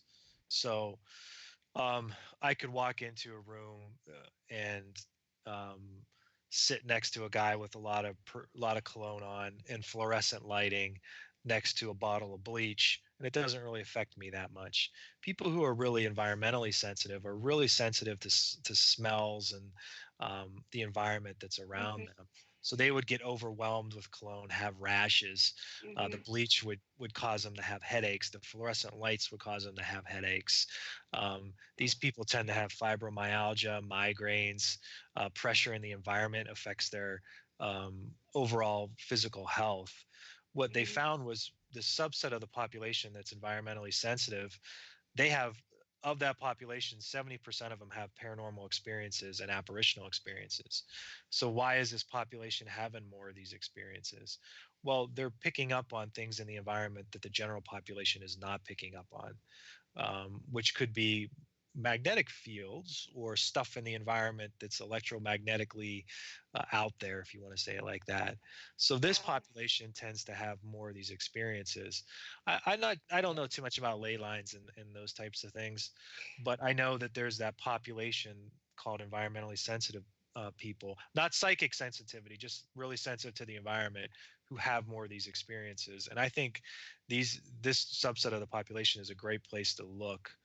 Or to start looking at, because what we found is environmental sensitivity is genetic, so it's passed down from generation to generation, which says there's a genetic component to it, obviously, and there's some, actual. You can get diagnosed with environmental sensitivity. You could actually be on disability for environmental sensitivity. So Are you kidding me? Yeah, in Canada, yeah. Crazy. That makes so much sense to me, because within the paranormal community, me as an investigator, I'm not like an empath, really. I'm not so much as sensitive. Like, I don't really pick up on other people's feelings, but I am super sensitive to what's going around me as far as the environment goes. Yeah. So I can smell things. I can see. It's crazy that you say that. Like, that just makes so much sense to me. And that's actually what my research was on when I was studying overseas, was environmental sensitivity and paranormal experiences. Michael Jower is the guy who started this whole thing. So, I mean, if you Google environmental sensitivity and paranormal experiences, you can see my research as well as a lot of research that's out there. That's what sometimes when I do my talks, most people resonate with that part of it, because a lot of people fall under that category, and it's kind of a really cool way to look at things. So you might not be psychic, like you said, like you could communicate with the deceased, but you're really, really in tune with the environment, and sometimes to the degree where you have migraines or fibromyalgia, or there's actually some people who are electrosensitives. So oh yeah, that would be me. But what we found is this population is obviously having more paranormal experiences than the general population. And medical, as far as medical goes, they're diagnosing it now. You can be on disability. So there's more neurobiological correlates. There's some scanning that shows that some people just have a higher highly more sensitive central nervous system. So there's a lot of correlations there. So it kind of gives that validity to these sometimes experiences. Wow, that is crazy. I did not know that. Kat was saying Persinger's No More Secrets lecture was awesome. Yeah. And she has a question also. What data did your dissertation experiment at Mary King's Close show regarding environmental sensitivity? Well, the first part she talked about was something called No More Secrets. So your listeners, what I would really recommend is go on YouTube and type in No More Secrets, Michael Persinger, and it's like an hour long, about 45-minute long lecture that he gave, and I find it to be really fascinating and mind blowing. So if you're really interested in the paranormal phenomenon, go on YouTube and look at that. It's visual, so he shows graphs and things like that. But it's really a good starting point if you really want to get this idea of what's going on out there. I won't go into too much of his lecture, but because I won't do it service. But I think that if your readers are really interested, that's a good place to go. For my research when I was over in Mary King's Close, I forgot what the question was. What did it show? Is that what it was? The question? What data did your dissertation experiment at Mary King's Close show regarding environmental sensitivity? Yeah. So what happened was it's kind of a cool thing, but I took 250 participants and I took them through Mary King's Close, which is a haunted location. All right. So as I took them through the location, they had these checklists with them. So 250 people went through Mary King's Close and checked off if they had a paranormal experience of some kind, sense of a presence, visual apparitions, auditory, change in temperature, the typical haunt type phenomenon, sense of a presence. So as they go through, they check off if they had these experiences. One guy actually, he had such a horrible experience. I think he passed out. Anyway, the EMS had to come take him out of the Mary King's Close. Wow. Yeah. So a lot of people having like really intense experiences, like people tugging at their legs and all this other stuff going on.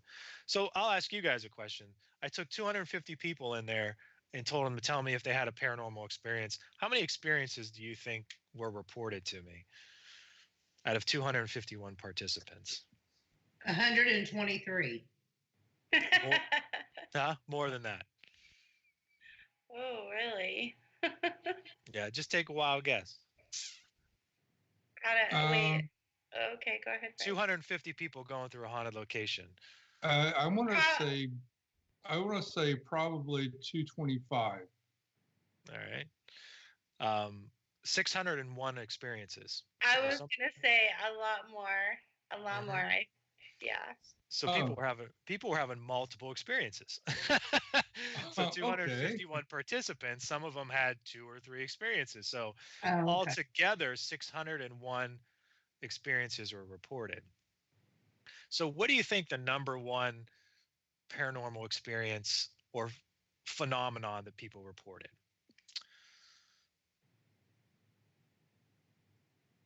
I would say, I want to say visual, that they saw shadows, apparitions, that type of stuff. Okay. They heard it. I would probably say visual. Okay. So visual accounted for 1.2%.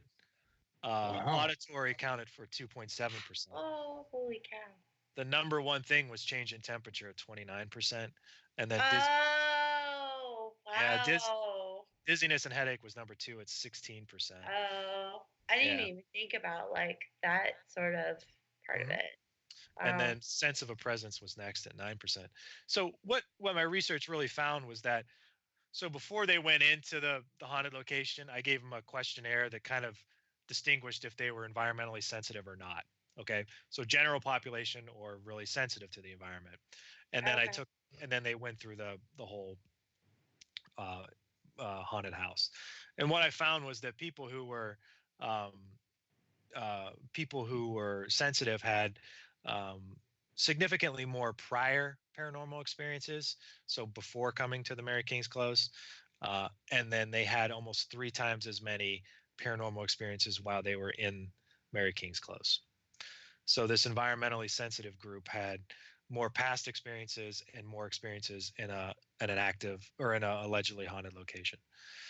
So what I really found was that there's a lot more evidence that these environmentally sensitive people are having more paranormal experiences.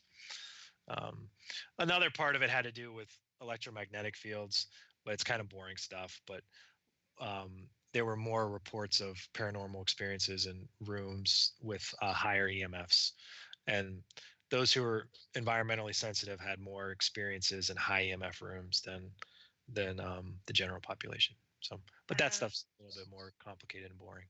And Kat asks, should I share the link to the dissertation? She can't share. She can't share the link though. She'll have to send it to us. Yeah. Okay. Yeah. Just type. All you have to do is type in. Like, my name is so unique. If you just type in environmental sensitivity and paranormal experiences, my name will come up right away. Brandon Massullo. You can't miss it. It's all free. It's all on academia.com, and that's crap. So people shouldn't have. And if they go to my website, it's linked there anyway. So. Yep, and yep, here's your website. And I'll put that back up so they can get the web address.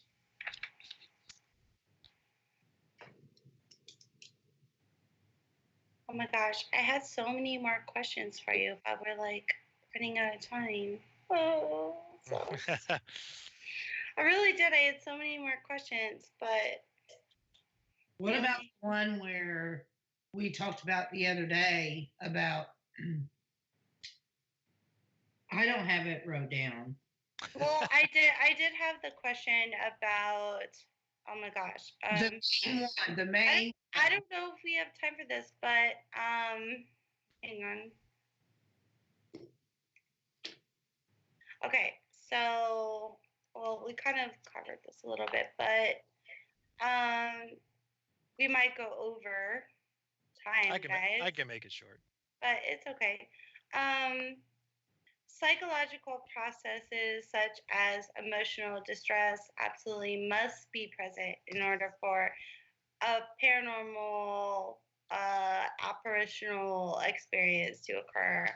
Like, quote unquote, must be present. I think that's what you're referring to, right, Christina? Yes. Yeah, that's a good question, and thanks for asking that, because I want to clarify something. My theories don't explain every type of paranormal experiences that are out there. So if people have experiences where plates are shooting off the counters and things like that, my theories as far as telepathic distress signals and the environment doesn't really play into that. If there's intelligent hauntings, so if you have someone who's communicating, my wife passed away, and then she shows up on the staircase and says, look behind the oven, and then there's a I don't know, $1,000 hidden behind the oven. That's intelligent, and my theory doesn't really count for that either. When it comes to paranormal phenomena, specifically ghosts, there can be numerous explanations for encounters. There's not just one explanation. Anyone who comes out and says all ghosts are A, run away, because they don't know what they're talking about. There's so many different levels to these types of paranormal phenomenon that to have one theory explain everything is impossible. No, so my theory explains a portion of paranormal experiences, mainly ones that kind of are more residual or imprint like. I'm not explaining intelligent hauntings. I'm not explaining poltergeists. Okay. I'm not explaining any of that stuff. And if you read the book, my main thing starts with a crisis apparition. Yeah. So if I have a crisis apparition and my aunt appears in my room, right? And let's fast forward 100 years. I'm dead, and someone else has moved into my house, right? Mm-hmm. But if we flash back, I had this experience where my aunt popped up in my room. Now I'm dead. Someone else moves into the house. They're laying in my bed, and this woman appears to them who was my aunt. They don't know that though. And she says, goodbye, I love you. Right. Mm-hmm. Is that what they're picking up on, is this telepathic message that was sent between me 100 years ago? Yes. So that's what my theory really says with haunting. So you start off with this crisis apparition that happened in 1800s, and then another person moves into the house and they see the same crisis apparition But really, it's not a ghost. It's just my telepathic distress signal hanging around there. Yeah. So you go, and this can go on and on and on. And the telepathic distress signal doesn't necessarily have to be at the end point. It could be at the beginning point, and so forth and so on.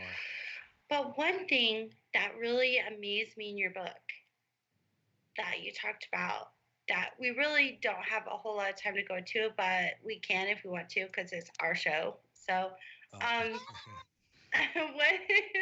one thing that really like caught me off guard was that experience about, oh God, I'm trying to remember. I think it was a guy, his wife or something was in an accident. She didn't die, but the apparition of her. So that was going to be another one of my questions to you, was the difference between a ghost and an apparition, because us ghost hunters, we always think of apparitions as ghosts. So that was really, crazy when I was reading that. I was like, whoa. So now there's a difference between a ghost and an apparition. So she showed up, but she wasn't actually dead.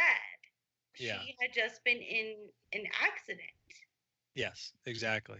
So when we think of ghost implies that someone has died, right? A spirit has come back. Apparition is just a visual representation of a person, if you want to think about it. It could be an animal too, I guess. But in the case you're talking about, there was a husband and wife. The husband was at home. The wife went out with her friends. And when he was at home, I think he was on the computer doing something. And he turned and looked over his shoulder, and there's this apparition of his wife, pale, with a twisted right arm and blood coming down her head. So he freaked out. It turns out she was fine. Not fine, but she didn't die. She got in a car accident. She hit her head and broke her right arm. So he had an apparition of his wife at that time. So the wife was in an emotional trauma or crisis and somehow sent this telepathic distress signal to him. Yeah. Obviously, the person doesn't have to die. There just has to be this crisis or trauma and a message being sent. When we think of telepathy, we think of one person in one room and another person in another room, and then they read their mind. Like if I'm thinking 5, and then I don't know where you're located, but you just try to read my mind and what number I'm going on. Yeah. So telepathy isn't like that. Telepathy comes in forms of apparitions. So communication between us two doesn't have to just be you reading my mind. I could be sitting here and have an overwhelming fear of sadness and have no reason why, and then find out that my mom just found out that she has cancer, so she's overwhelmingly sad. So somehow her emotion was communicated to me telepathically. Feelings, hunches, those types of things are telepathy, and sometimes it comes in the form of visual as well. So that's the case there. It's not death. It's not a ghost. It's just a communication or telepathic distress signal from the wife to the husband. Well, to me, I felt that like extremely kind of shocking when I read that. So thank you. Oh yeah, there's a lot of cases in there that are telepathic, but the person doesn't really die. There are a lot there that have to do with death and deceased. This book is amazing. I wish that like you had these series of like books, 20 books coming out. Oh gosh, well, it takes me so long to write books. It's a lot of work. Yeah, it took me 5 years to do that, but I'm really in the research phase of another one right now. So hopefully, it's hard. I might need to get some help on this one, but just time wise and bandwidth wise for my brain to get one out there. But I really enjoyed writing it. I enjoy the response that I've been getting from it. So that really helps motivate me to do more. Well, I definitely applaud you on doing your Your first book, The Ghost Studies. Yay. You're awesome, and your book is awesome. And I just want to tell everyone, I just posted again, link to The Ghost Studies. You can also get it on Kindle and everything else. So check that link out. But that's about all the time we have tonight. I have so many other questions. Yeah, Kat said, great show. Brandon's book is my favorite nonfiction work on paranormal experiences. I'll never stop recommending it. And then she said, apparitions of the living. I think Brandon could talk about that too. And I mentioned to her, I think we'll have to have you back on so we could talk about that. Yeah, sure. Yeah, I love talking about paranormal stuff. So you're so awesome, Brandon, and you're just such a sweetheart. So thank you. You really are. Thank you so much for coming on and just being so humble and being so amazing. Before we leave, you guys, we do have some announcements. Our next guest on, I believe it's April 12th, I think Christina is going to update you on that, right, Christina? Sure. It's Tammy Gamarthy. She is the founder of Lost Souls Investigators of California. She's the case manager, a sensitive and an empath. She has had over 15 years of experience. She has been seeing spirits since she was 5, while being at the Meek Estate Mansion in Hayward, California. Yay! So that's our next guest, you guys. Super excited to have her. And then I did put some links really quick into chat. Haunting the Afterlife group page and our YouTube link. Please check out our group page to stay up to date on our guests and our events and everything else. And of course, please subscribe. Click that subscribe button. We need you guys. And also, that's a great way to be able to stay updated on our shows. Team announcements. What do you have, Christina, as far as team announcements go? Southern Paranormal Hunters. That's Justin Neville's group out of Tennessee. He's amazing. I'm going to put... But do you have any personal team announcements going on? Oh. Like, do you have anything coming up personally for you? Next Saturday evening, we will be at the Vail Mansion in Independence, Missouri. Okay. So we're going to be doing a lot of live feeds and a lot of good things like that. So if anybody wants to get on to Old Fort Paranormal Research and watch us live, we'll be glad to get any live feedback. Okay, I'm going to put your personal... Okay, guys, here is her group page. I don't know why that's not coming up. All right, well, I'll tell you guys. I don't know why it's not coming up in chat, but it is facebook.com/Old Fort Paranormal Research / RF =BR_RS. I don't know why that's not coming up in chat. I just hope I don't have to go there and tell them more about their building than they know, because that always happens. I've put your website up there with the Facebook link. Oh, it's not showing the Facebook link. Yeah, it's not showing it. I don't know why. But it is Weird.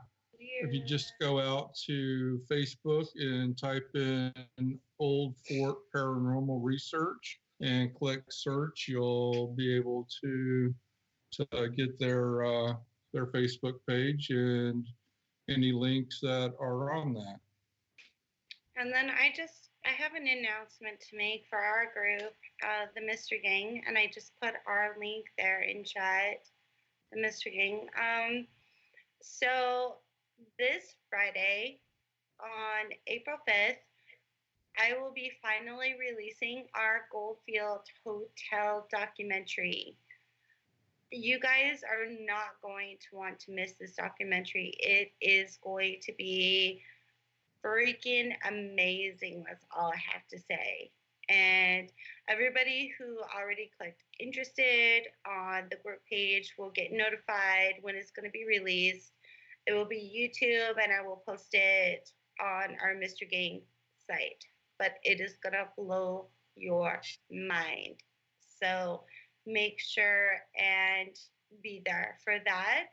And I think that's about it, except for my Facebook group shout out today is to Dark Camp Films. And I already put that into chat, but I'm going to put it in one more time. They are amazing. They are, let me put their page in there. They are, no drama. They don't have too many rules except for to be respectful, of course, so you can post in there all the time. And yeah, I just really, really love them. What do you think, Brian? Do you have any? Yeah, I want to give a shout out to Penny's Paranormal. They're out of the UK. Wonderful people. Penny is absolutely great. Very knowledgeable investigator. Nothing but integrity out of her every time I've spoken with her. Great lady.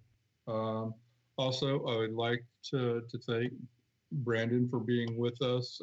It was an honor to talk with you. I can't wait to get the book. You've changed my mindset on a few things just by talking with you. So I can't wait to read more about what we talked about. Yeah. Well, thanks. I appreciate it. Very kind words. He's changed mine, definitely. looking at it in a different perspective, but good. So yeah, and that's what you want to do. Yeah. That's what this show is all about. It was all about just opening your mind and looking at things from a different perspective. So I also want to thank you, Brendan. You've been amazing, and thank you so much for coming on our show. And thank you to all of our chatters and all of our listeners, and thank you to our hosts. I love you, Brian. I love you, Dina. And we will leave this with love and light and peace.